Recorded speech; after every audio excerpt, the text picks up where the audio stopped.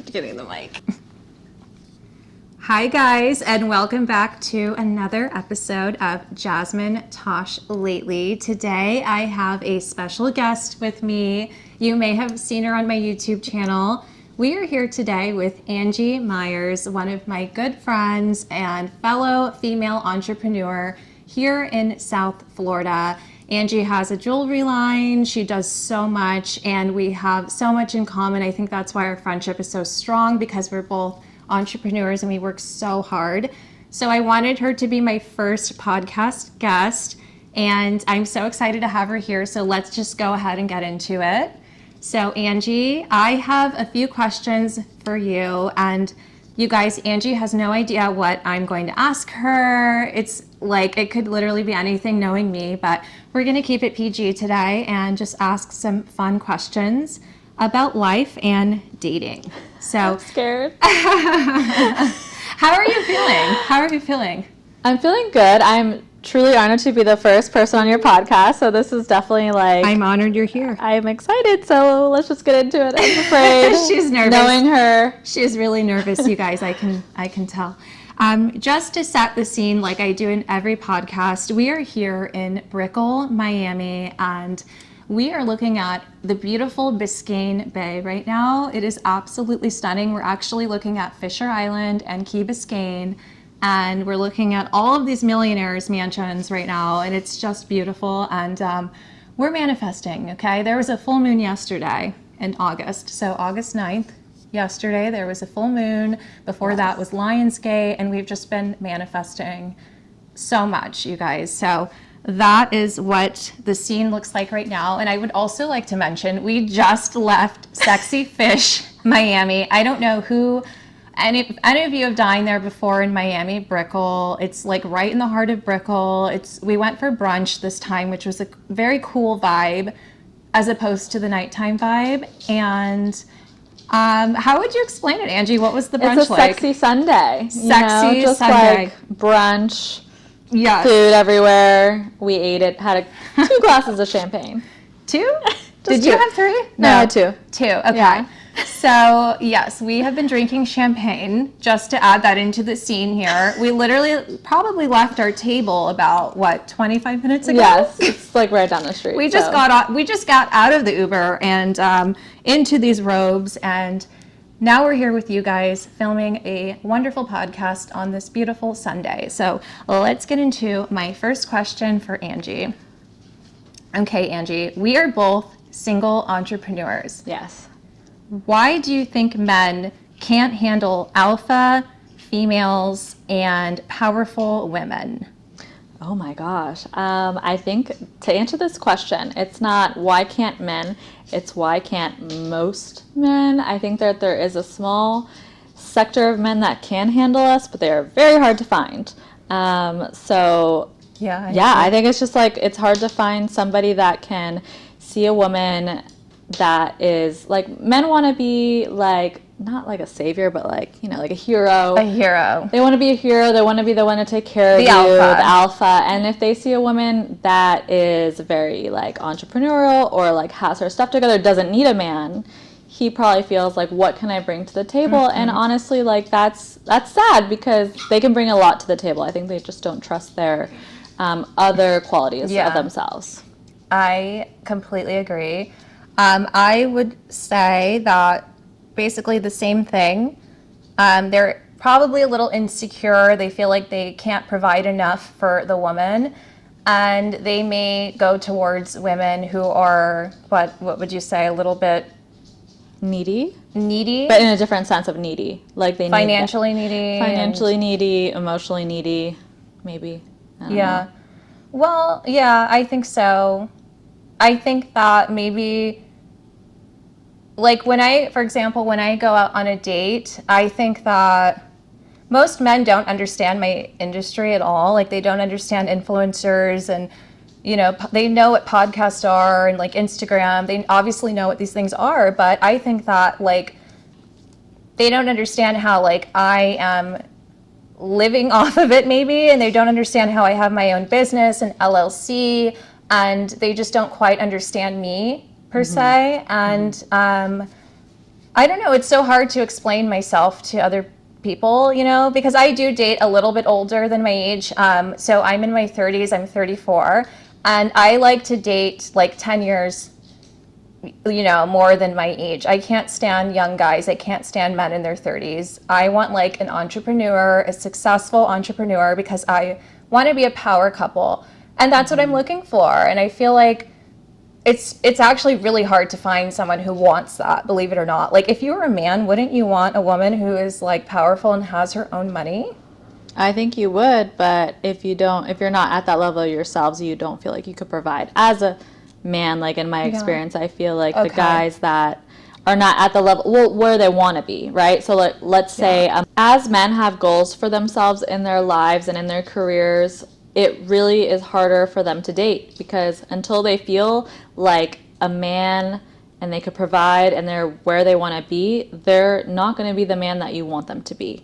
So in dating, one of the questions I ask is, how do you like your career? Are you where you want to be in life? Because if the answer is no, he's just not going to have the capacity to give you all of himself. He's not going to feel secure in himself, and he just needs a little bit of time to get there before he can start. So no matter how cute, funny, amazing he is, if he doesn't feel comfortable with himself, he's just not going to be who he needs for you. And I think a lot of men feel this way and they just don't want to admit it. Yeah, I agree with that. I will say, and you know this, like, I only date, and this might sound so messed up, but I only date men who are already successful and already have a career for themselves, because, they are 10 years older than me or 12 years older than me. Mm-hmm. So yes, I've actually dated some very broke people before. That's a different podcast.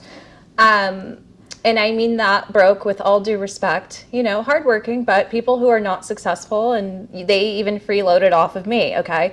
I just wanted to mention that I am in a different boat as far as dating. I only will go out with men who are already successful, because I don't want someone who is not motivated and, they may not go anywhere in life. Well, I wasted years with them, Mm-hmm. I've already done that, okay, you guys? I've already been in a relationship, this, for like 8 years with someone who did not want to work, okay? I'm not doing that again. I'm not wasting any more time of my life.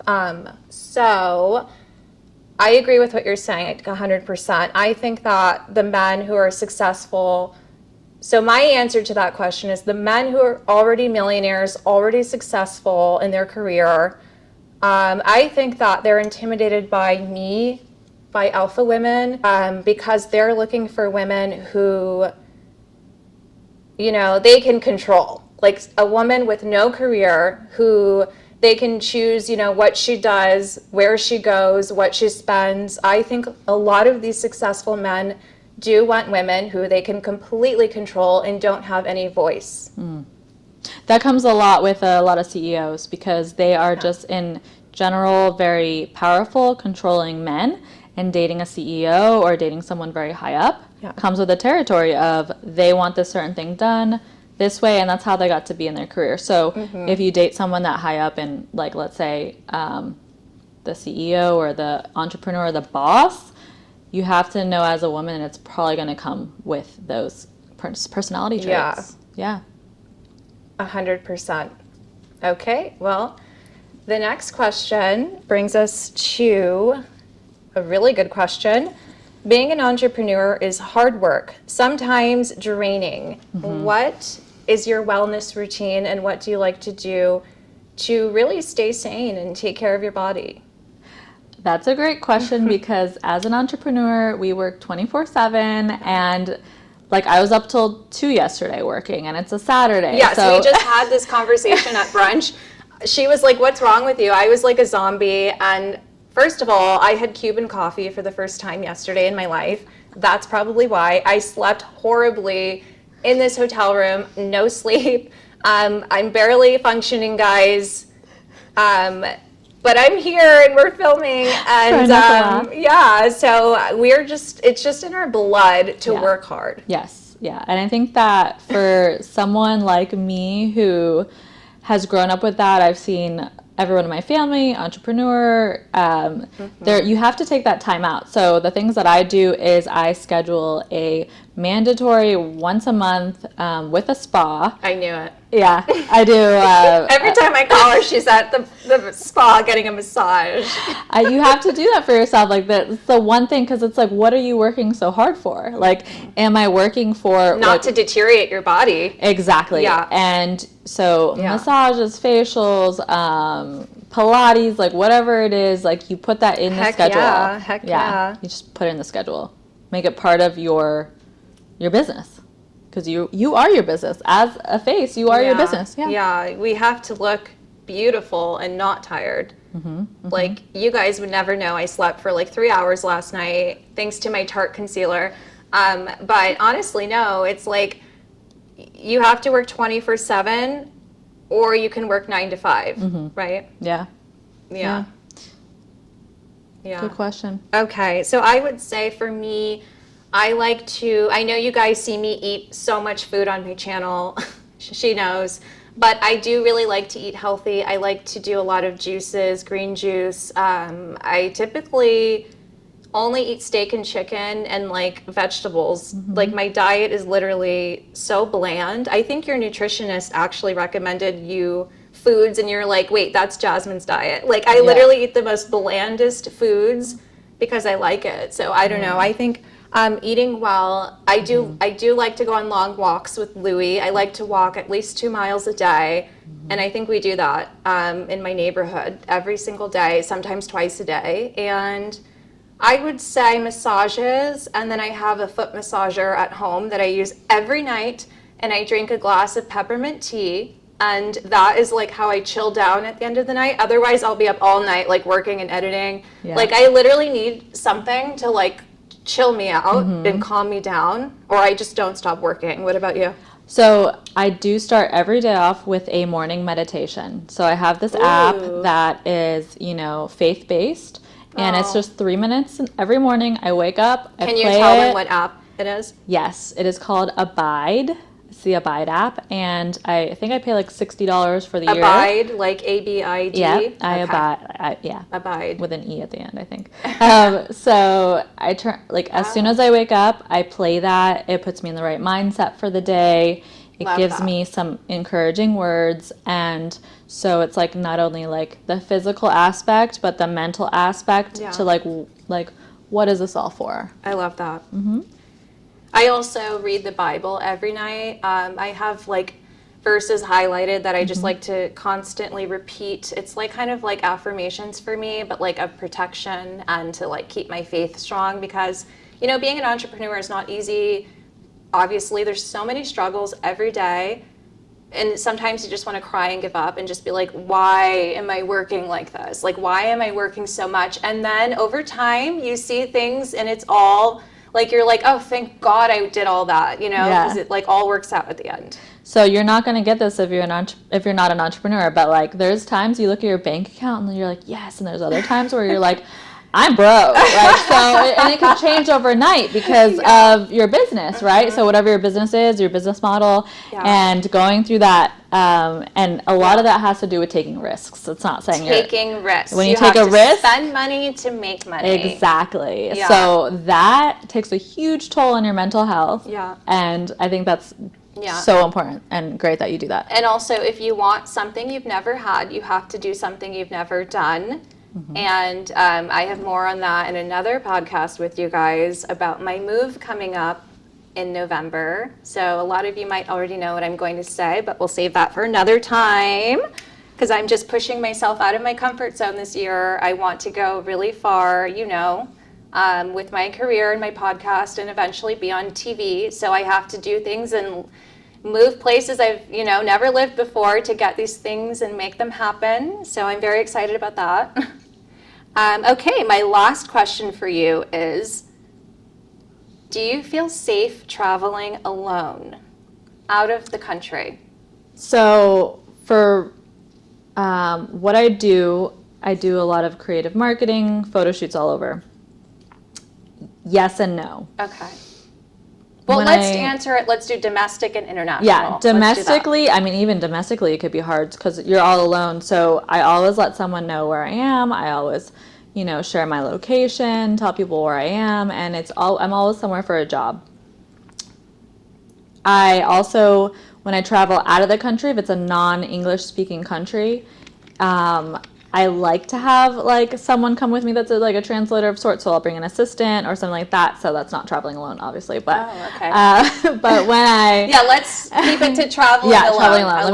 Let me tell. Solo female. Solo female. Okay, so I did go to Germany one time, solo for a job, and did some research. A lot of people know English, so it was really easy for me to talk, but there was a time where I was like in this parking garage and I didn't know how to get out, and I didn't know how to use the machine, and this gentleman was yelling at me in German, in German, and I didn't know what he was saying, so that was a little scary. But I knew like wherever I was going, there's cameras around, and I always still let people know where I was, so it can be a little bit scary, but I've done it so many times that it's like now it's like not a big deal. I just make sure someone knows where I am. Yeah. So as you guys know, I'm going to Dubai alone in a few days, and the answer to that question for me is no. I am not afraid to travel alone as a woman. It's actually scarier to travel alone in the U.S., in the United States, because of all of the shootings and just it's just scary. You guys know, you watch the news, and I actually feel safer in Dubai traveling there, even in Europe, honestly, than being here in the United States. Yeah, I think it just depends on where you go and you do your research and you're smart about it. Yeah. Can I just say, you didn't tell them how we met. Really? Yeah. I want to tell the story. I want to tell the story because I feel guys, I'm getting nervous here. Because I feel like, obviously Jasmine has her YouTube channel and I've been featured on there sometimes. And it's like, maybe you guys are wondering, like, how does Angie and Jasmine know each other? They're always in Florida or wherever together. We actually met in Maryland. Do you remember? Yeah, at a naval base. At the Naval Academy. So, fun fact, you were like 18 when we met. Yeah. And I was like 20. I had just graduated college. And I just started modeling. Yes. Yeah. Yeah. And we met on this website called Model Mayhem because I was looking for models to photograph to like get my career going, and you were modeling and to build our books. Yes, to build our books. So we actually met online. Yeah. Yeah, that was actually so long ago. And then, but the craziest thing about this story is that we didn't speak for years after that. Like, how did we, okay, so I guess the more interesting thing is, how did we like reconnect after that, like here in Florida? Because I moved back. This was like 2020. Okay, you guys, this is, so what year was that when I was 18? That was like, I don't know. How old are you now? I'm bad at math. Just put it down here. Okay. So it was a long, long time ago, and I had moved back to 2009. Whoa. Yeah, maybe, yeah. We met in 2009. Yeah. And I moved back here to Florida, and you were already in Miami, and I think I reached out, and I was like, hey, I'm doing a project here. Do you want to work on it together? Yeah, and we actually did a photo shoot for a magazine called Modeliste magazine, and we shot, and if you guys are familiar with Miami Beach, we shot in Miami Beach, on the beach in South Point, where the rocks are, like the first part of South Beach in South Point. So we shot there, and the pictures came out so beautiful. Gorgeous. And we've just really connected and became really close, and we go out to dinner all the time, as you guys see. I'm her sugar mama. Basically. And that's going back to question number 1 about her being a sugar mama and like people not understanding like the life of an influencer, right? You guys, I literally have been on dates, and I tell them, I joke and I tell them, I'm my friend's sugar mama because I take them on trips. I take them on to dinner. They get lobster and caviar for free. I always take pictures of the bills because it's like $1,200, and then at the end, at the bottom, it'll say total $0. Right. Because it's me. Yes, and so like me, sometimes I'll put this stuff on Instagram or whatever, and guys will be like, oh, I can't afford you. Look at all these nice restaurants you go to. I'm like, because I'm taking my girl out for lobster. Exactly. Okay, at Claw Yeah. and yeah. caviar, the Ritz-Carlton. Yes. I don't even eat caviar, you guys. So No. she eats all of that. Yeah. She gets all of it. I don't even touch it. I get like the steak and potatoes, and she'll like eat all the seafood. We're opposite, and it works out like perfectly. Yeah. But also, like, I feel like it's like a, like, that yin is and yang. Yin and yang, and that influencer lifestyle is like, it's great, and it's for, you know, obviously it's part of business, but like as a man to approach that, just like we're really down to earth at the same time. Yeah. Like it's not like we're just like eating caviar and on yachts all the time. It's like we're cool. We chill, we talk, we vibe. Like and we travel with so so many funny. electronics, you guys. So if you think our life is like fabulous, and you know it is, but we're also traveling with like a suitcase full of cords and tripods, and you know you have to like. And earplugs because I snore. Like, Yeah, it's not she always snores. that. We don't get our own room sometimes. She snores like a bear, so sometimes I have to prepare myself for that. It's hard work, you guys. Traveling is hard work as an influencer. It's constant work. She takes my photos. She's great at it because she's a photographer. I think it just works out so well.